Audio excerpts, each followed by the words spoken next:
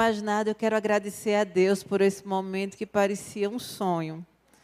Quero agradecer ao pastor Emiliano, a nossa querida Maísa, e a esses monitores e essas monitoras que dia após dia recebem a gente com um olhar e com um sorriso que nos encorajam dia após dia. A vocês a minha gratidão. E eu queria também nesse momento pedir que vocês fechassem os olhos e a gente pudesse fazer uma oração. Senhor Deus e Pai, aqui estamos porque necessitamos de Ti. Senhor, que não seja a mulher que fale, Pai, mas que seja o Teu Santo Espírito. Contempla, Senhor, cada família aqui. E eu te peço, ó Pai, em nome de Jesus, que cada família aqui representada hoje seja abençoada para que o Teu nome seja glorificado. Gostaria de pedir que vocês abrissem a palavra no livro de Salmos 128. Todo mundo já chegou lá? Já abriu? Bem-aventurado aquele que teme ao Senhor e anda nos seus caminhos. Do trabalho de suas mãos comerás. Feliz serás e tudo te irá bem. Tua esposa no interior de tua casa será como uma videira frutífera, teus filhos como rebentos de oliveira à roda da tua mesa. Eis como será abençoado o homem que teme ao Senhor. O Senhor te abençoe desde Sião, para que vejas a prosperidade de Jerusalém durante os dias de tua vida e veja os filhos de teus filhos. Paz sobre Israel. O que me chama a atenção neste salmo é que a prosperidade do homem que tem temor a Deus é a felicidade no seu lar. Quando a palavra de Deus nos diz que feliz serás e tudo te irá bem. E o que será esse tudo? A sua mulher no interior da sua casa como uma videira frutífera. Isso é uma bênção, isso é algo que o mundo não conhece. É a gente bem velhinha dando frutos, gerando vidas. Isso é só para aqueles que temem ao Senhor. Seus filhos serão como rebentos de oliveira ao redor da tua mesa. Aqui não fala que os nossos filhos estarão nas melhores faculdades da Europa, nas melhores faculdades dos Estados Unidos. Os nossos filhos estarão ao redor da nossa mesa, como rebentos de oliveira. E eu estava dando uma pesquisada e rebentos de oliveira, eles têm raízes fortes. O que é que a gente tem de mais importante depois do nosso Deus? A nossa família. A nossa família. E nos últimos tempos as famílias têm sido bombardeadas. As famílias têm sofrido ataques terríveis. Existe uma pesquisa que fala que a duração de um casamento é em torno de 11 anos. Isso é uma pesquisa do IBGE e também o IBGE informa que nos últimos 10 anos a população evangélica cresceu de uma forma maravilhosa. 61% aqui no Brasil houve de crescimento da população evangélica. Mas mesmo assim a gente percebe que as famílias estão sofrendo uma destruição muito forte, um ataque terrível. Então, o que é que está acontecendo? Bom, alguns fatos aconteceram para que a família fosse tão atacada e tão fragilizada. Em 1928, com a chegada da televisão, a família ficou já em segundo plano, porque a televisão começou a tomar o espaço que seria da família.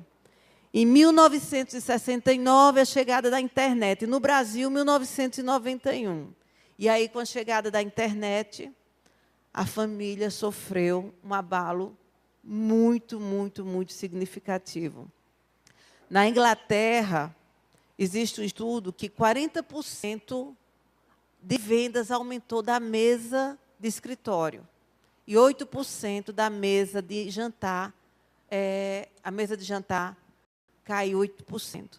Então, a gente começa a perceber que algo está acontecendo na família.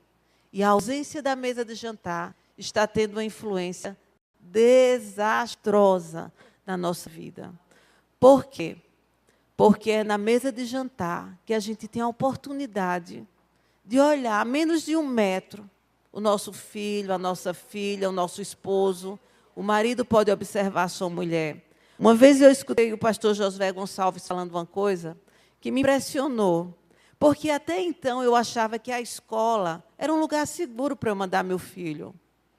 E aí pastor Josué falou o seguinte: olha, quando você coloca a mochilinha do seu filho, nas costas dele, e você manda seu filho para a escola, você está mandando ele para o deserto para ele ser tentado.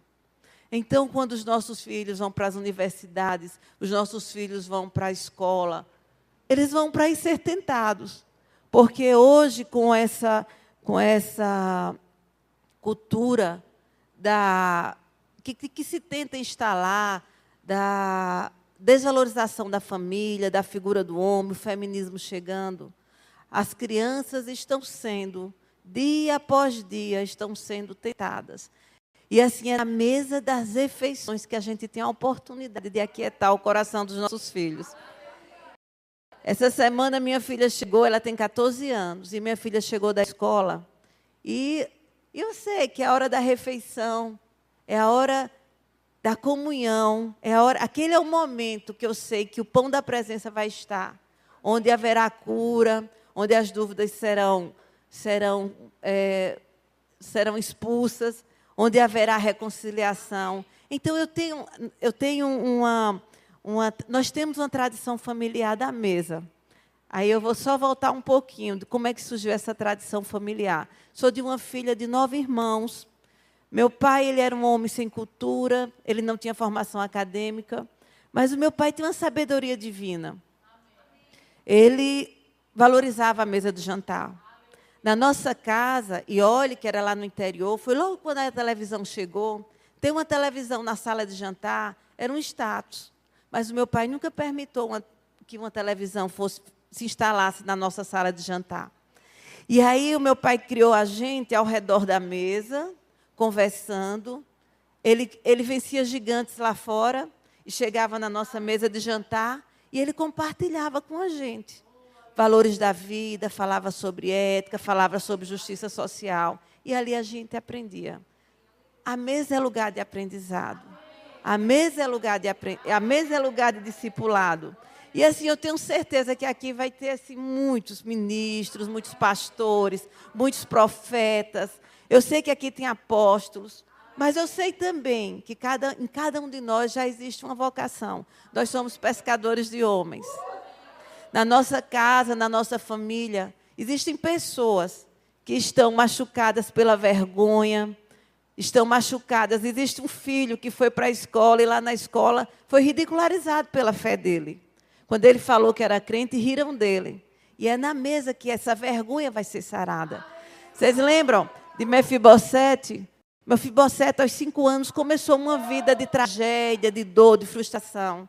E rei Davi convidou ele, restituiu ele, mas restituiu ele financeiramente, mas a restituição financeira não seria suficiente. Mefibosete foi curado da vergonha dele ao redor da mesa. E a gente lembra também quando Pedro negou a Jesus Cristo. E Jesus Cristo foi negado por Pedro. Imagina a vergonha daquele homem. E ele desviou. Ele voltou para ser pescador, lá pescando peixes. Jesus preparou um jejum antes de subir ao céu, chamou Pedro e curou Pedro da vergonha. Mesa é lugar de cura da vergonha. Eu tenho um trabalho que eu trabalho com dependentes químicos. E a gente trabalha com pessoas que chegam destruídas. Quando essas pessoas chegam destruídas, a gente tem um desafio de trazer essas pessoas para a sobriedade. É um desafio muito grande. Mas a gente tem um outro desafio, que é trazer essa família que está por trás dessa pessoa, para que essa família também seja restaurada. E a gente tem observado um fato que eu vou compartilhar com vocês com muita tristeza. A quantidade de filhos de crente que estão internados lá na nossa comunidade é muito grande. E a gente costuma perguntar, por que filhos de crentes estão aqui internados, se tratando de drogas, de álcool, de tiner? E aí a gente começa a se aproximar da família. E a verdade vem. Não havia vínculo, não foi formado vínculo. Em cada casa existe um espaço, que é um altar, que Deus tem a maior vontade de fazer parte. E quando a gente vê lá no livro de Apocalipse, que Jesus diz, eu bato a porta, e se você abrir a porta, eu entro e você com você. Hoje eu vejo como isso é real, porque eu não vou cear no meu coração. A gente vai cear na mesa mesmo. Então, esse convite, esse pedido, ele é um convite que é feito para que na minha família e na sua família a gente possa, dia após dia, receber na mesa com o pão da presença os nossos entes queridos, os nossos amados, e ali haver cura. Então, como eu falei, na comunidade, a gente hoje sabe que muitos dos nossos acolhidos nunca sentaram na mesa com a sua família. E aí, é muito comum a gente escutar uma mãe falar, eu não sei como isso aconteceu. Foi de repente. O que é que aconteceu? Eu não sei. De repente, esse menino começou a usar drogas. Esse menino começou a andar com más companhias. Mas quantas vezes aquele menino chegou em casa e ele não teve um olhar acolhedor da mãe? Quantas vezes aquele menino chegou em casa, chegou com a alma ferida e foi para o quarto e ficou lá com o celular, lá na internet? Quantas vezes o filho pródigo foi expulso das nossas casas? Glória a Deus. Quantas vezes os filhos pródigos foram desonrados quando vieram, buscando reparação, buscando na nossa presença, na presença da nossa família, com os irmãos, eles vieram buscar força e a gente apontou o dedo e disse, saia, vá embora, porque você errou. Já pensou se Jesus Cristo tivesse feito isso com Pedro? Pedro, você me negou. Pedro, você foi fraco. Pedro, o que foi? Mas, rapaz, o que foi que você foi? Não. Jesus disse, Pedro, vem, senta comigo, vamos cear. E hoje nós estamos aqui falando de Pedro. E Pedro, ele tocou toda uma humanidade. Por quê? Porque ele foi restaurado lá, que não era bem uma mesa de jantar, mas era uma refeição. Falando mais um pouquinho da minha tradição familiar, que foi os nossos pais que trouxe essa tradição da mesa. Hoje, meu pai faleceu, minha mãe faleceu. Hoje, nós não temos mais pai nem mãe. Somos 9 filhos. Mas, uma vez por mês, a gente se reúne para se encontrar, sentar à mesa e conversar sobre como vai você. Como está a tua vida? O que é que tem acontecido? Como estão teus filhos, tua família? Onde é que está doendo? E isso tem fortalecido o vínculo. Ano após ano. Hoje nós somos 9 irmãos, órfãos de pai e mãe, mas o vínculo familiar muito forte, porque um dia o nosso pai, ele nos ensinou o valor da mesa. Amém? Não é à toa também que nos últimos momentos de Jesus Cristo na terra foi a ceia com seus discípulos. Hoje a gente vê uma desvalorização muito grande da mesa, porque as distrações estão tirando a família do foco principal. As distrações, a internet, tem feito com que as famílias elas tragam para perto quem está longe e leve para longe quem está bem pertinho. Existe até assim, vários estudos a respeito da mesa, que são estudos sensacionais. Tem um estudo que fala que o adolescente, ou a criança ou o adolescente, que ele faz refeição com seus pais, eles têm um melhor desempenho escolar. As crianças e os adolescentes que fazem refeições com seus pais, com a sua família, eles têm uma capacidade maior de dizer não às drogas, ao álcool, ao sexo ilícito. Olha, gente, hoje, existe uma média que crianças de 9 anos já têm acesso à pornografia. Na minha época, que foi um dia desse, a minha época, pornografia era uma revista onde tinha uma mulher lá que estava nua e a revista ela era lacrada. As crianças não tinham acesso àquela informação. Na minha época, a pornografia estava muito longe das crianças.